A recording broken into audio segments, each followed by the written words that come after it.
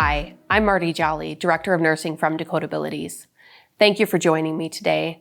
We're going to take time to talk about dental hygiene. It's really important for a person's overall health that they have good dental care and that they're receiving that every day. You're going to assist the people that you support in brushing 2 to 3 times a day and flossing once a day. Let's go ahead and go through the steps of how you're going to do that, how you assist someone else in brushing their teeth. First, you want to get your hands clean. So if you have hand sanitizer, you can use this, or if you have a sink with water, go ahead and wash your hands in the sink. For me today, in these purposes, just using hand sanitizer. It's important to remember when you're putting on hand sanitizer to rub it vigorously into your hands and all over your hands. That's what's going to get the hands clean so you don't transfer things from you to the person that you're taking care of. Next, we're going to go ahead and don our gloves. We want to wear gloves as an added layer of protection for ourselves and for the person that we're caring for. Once I have my gloves on, I'm going to get the rest of my supplies ready.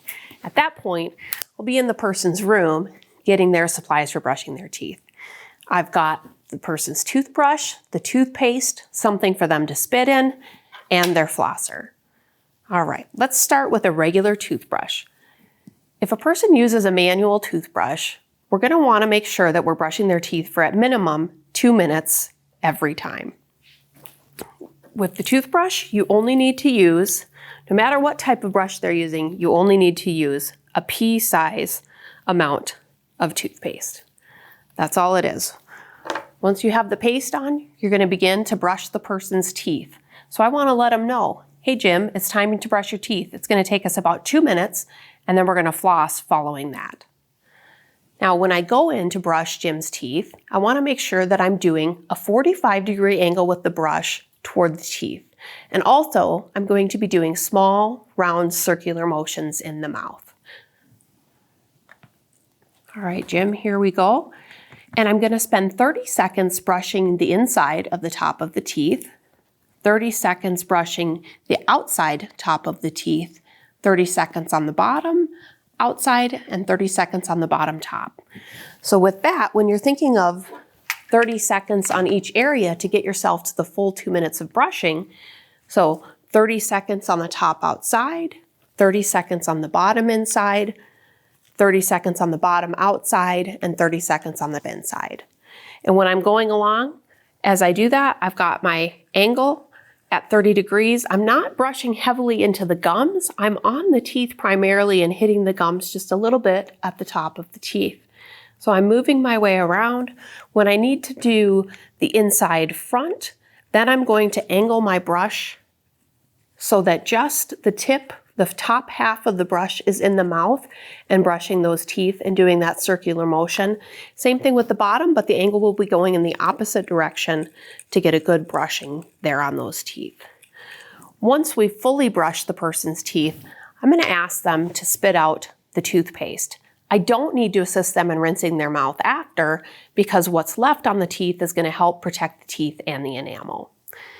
If the person has an electric toothbrush instead of a manual toothbrush, the process is a little bit different. I'm still going to use a pea-size amount of the toothpaste on the electric brush, but I'm going to wait to turn on the brush until I put it into the mouth. And once I get into the mouth, instead of doing a circular motion with my hand, I'm just holding the brush in place, slowly moving it around the mouth along the teeth. The movement of the brush head is what's actually going to create that motion to remove the plaque. So just holding it into place and going along. And the same thing with when I'm doing the top front and the bottom front. I'm going to be angling that brush just the way that I did before, holding it in place and allowing the brush to clean those backs of the front, top, and bottom teeth. So just angling it and slowly moving it along there. Another important thing to note about toothbrushes is no matter what type of brush they have, we want to replace the manual brush every 3 months, and then we also want to replace the head of the electric brush every 3 months. When it comes to flossing for a person, I highly recommend if you have to floss for someone else that you get a floss pick. It has a nice long handle and it has a little head with the floss in it that can just be removed and then a new one placed. The reason this is nice is because regular floss, wrapping it around your fingers, doesn't really give you enough room to fully get into someone's mouth, especially if they're not comfortable with it. The floss pick is going to give you better access to get into the mouth. Now, when it comes to the process of actually flossing, it's quick. It's easy. Some people dread flossing. It does not have to be hard or long. I'm just quickly going in between the teeth and coming back out and doing that all the way around that person's mouth until I've gotten around all the teeth. And I can show you here on the model how quickly this can go.